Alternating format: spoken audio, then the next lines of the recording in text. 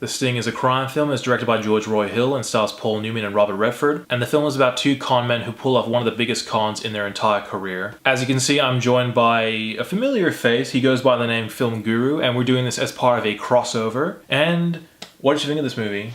Yeah, I think it's brilliant. I love the relationship between Paul Newman and Robert Redford's characters, and I think they're really great on screen together. It's a really fascinating and fun film filled with really colourful characters, and I like the con man world. I really enjoy that sort of aspect. Along with this and Butch Cassidy and the Sundance Kid, Paul Newman and Robert Redford always deliver great chemistry that you would always expect. And within both those films, these two are constantly the best thing about them. And this film is also brilliantly written. There's constant twists and turns. You don't know what the outcome is going to be. The moment this film starts, you are along for the ride. Now, one of the more iconic things about this film is its musical score, and this has definitely been ingrained in a lot of people's memories for years and years. The musical score is very charming, sweet, and likable. What was your take on the musical score, and how do you think it added to the film? I thought it was great. It's sort of a throwback to the old sort of 30s films, and it gave, I think it really suited the film. It sort of set up, it made you feel what the film was going to be like, I guess, in a lot of ways. Yeah, just to hear that sort of music in particular scenes was fantastic, and there's a few scenes where there's no dialogue and it works really well. In comparing both George Roy Hill films, Butch Cassidy and the Sundance Kid, and The Sting,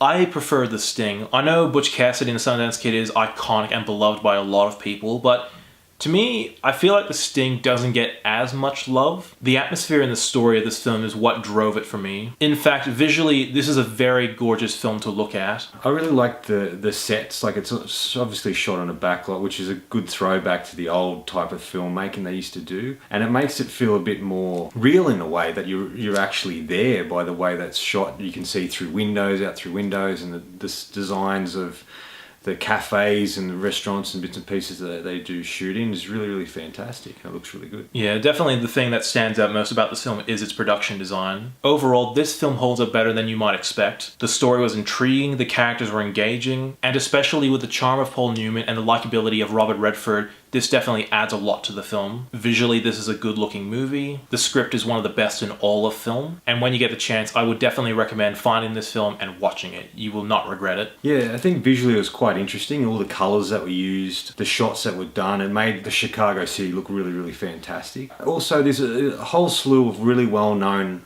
character actors in this film, and they do a really great job alongside Paul Newman and Robert Redford to add such a great cast to this film, and they do a really fantastic job. I definitely think that you should definitely watch this. If you haven't seen it, it's a film you really need to watch, especially if you're a fan of film or filmmaker yourself. I think it's a film you can learn a lot from, and there's quite great performances, as I've said before. When choosing what to review next, we decided to review a Robert Redford movie because his final film, The Old Man and the Gun, is coming out soon. Unfortunately for me, I haven't seen enough Robert Redford movies. The only ones I've seen is Butch Cassidy, The Sting, and All the President's Men. And for me, out of all of them, The Sting is my absolute favorite film of Robert Redford's. So me and Film Guru do our scores differently. He scores out of 5, I score out of 10. What are you going to give out of 5?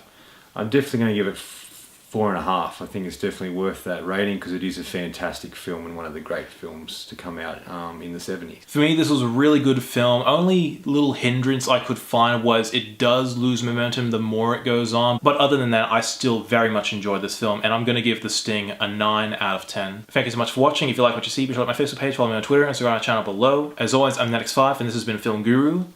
Thank you for watching.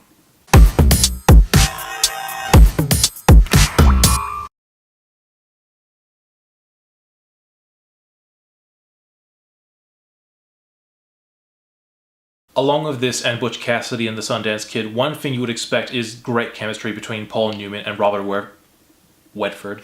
What? Redford? Redford? Paul Newman. I have to start again. Along with this and Butch Cassidy and the Sundance Kid, Paul Newman and Robert Redford. God damn it. Robert Redford. Along with this film and Butch Cassidy and the Sundance Kid, Paul Newman and God damn it. No, just say it constantly. Robert Redford. If you say his name 3 times, whoever kills you. Robert Redford. Along with this film and... I was about to say his name. Along with this Robert Redford. It's Butch Cassidy. Alright. Sorry. Get out of your system, that's the whole point.